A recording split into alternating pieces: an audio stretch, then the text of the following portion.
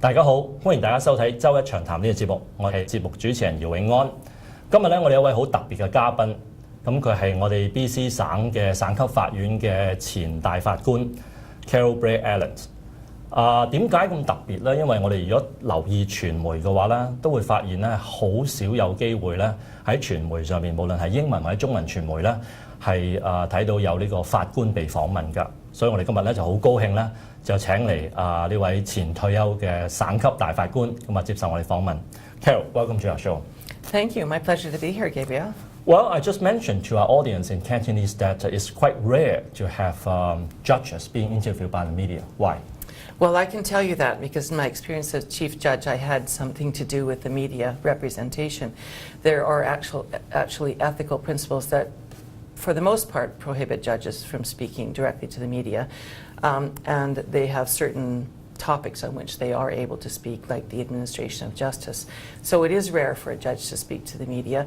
Most courts have a policy that says the chief judge of the court will be the one who represents the court to the media, and that individual sitting judges are not generally doing that. There are some exceptions to that, but yes, it's rare. So that means when a judge makes a ruling,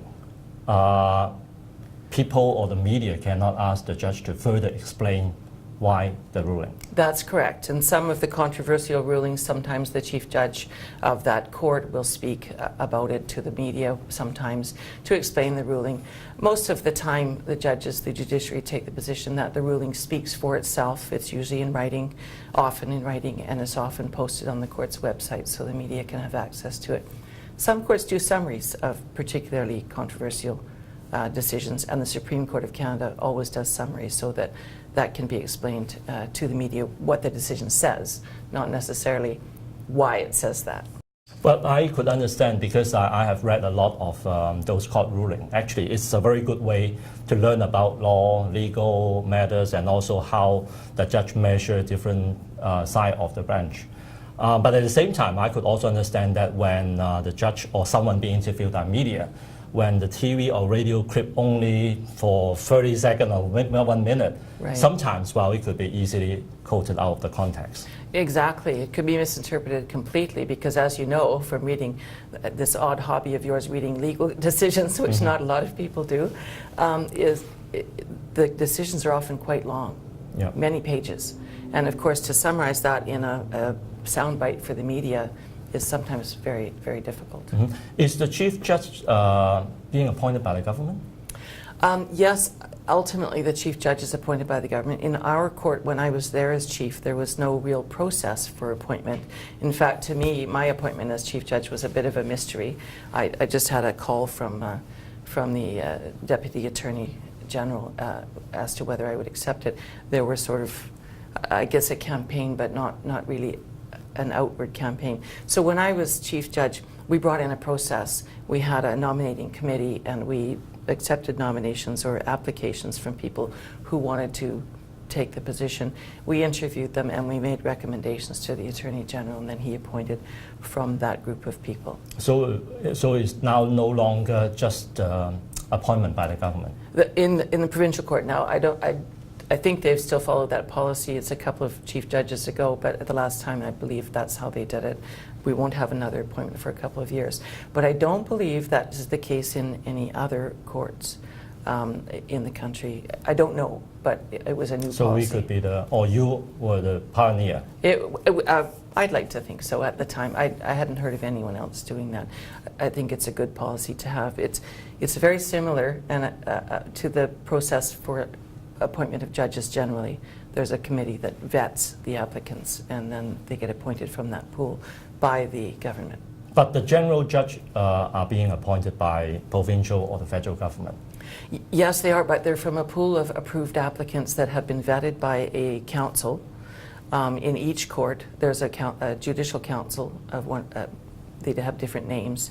In the provincial court, it's called the Judicial Council of British Columbia, and or the provincial court, and it receives applications from people who want to be judges, and they do an investigation of the person, and they receive reports about their career and their lifestyle and everything, and then they interview them as well at the provincial level. They do an interview, and ask them hard questions. And then they rank them, and if they're approved, they go on a list of approved candidates, and that list or people from it go to the Attorney General when an appointment comes along. So sometimes the chief will recommend a person from the list, sometimes the chief will give the list to the attorney and the attorney will pick someone. And that's where maybe the politics may enter into it, but it's really a depoliticized process in Canada, across the country, and we should be proud of that. Okay, well, we heard that in the United States, judges are elected. Is that true? At some levels they are elected and they campaign actively for re-election.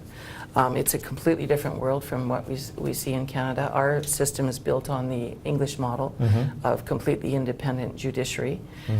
We have made a decision as a country not to have an elected judiciary. One of the problems that I see from my own perspective with having elected judiciary is that they campaign based on their track record.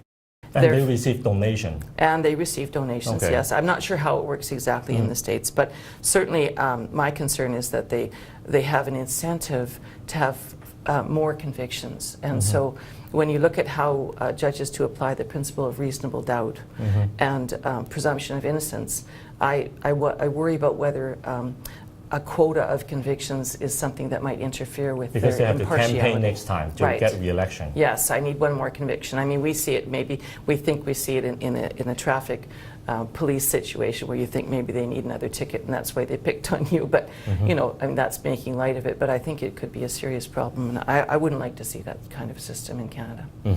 We have heard quite often from politicians and people complain that judges go over the parliamentarians to make law and govern this country. Do you agree?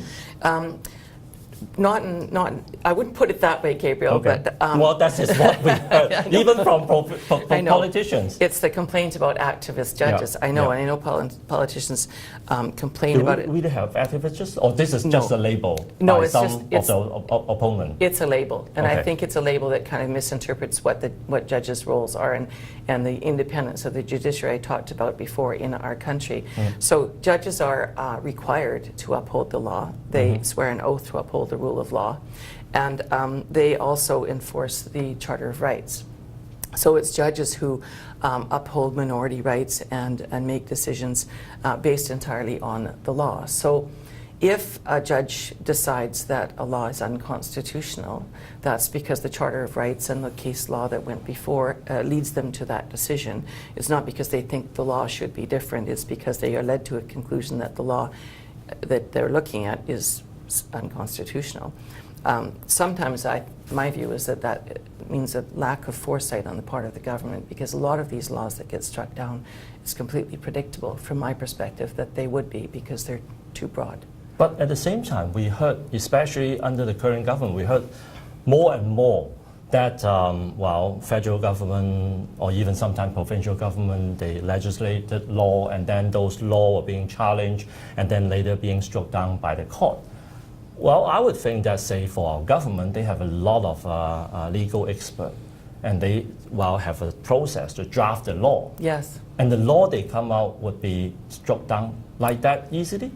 Well, I think sometimes they're not taking their legal advice from the people who are looking at their legislation in terms of whether it's likely to be struck down by a judge.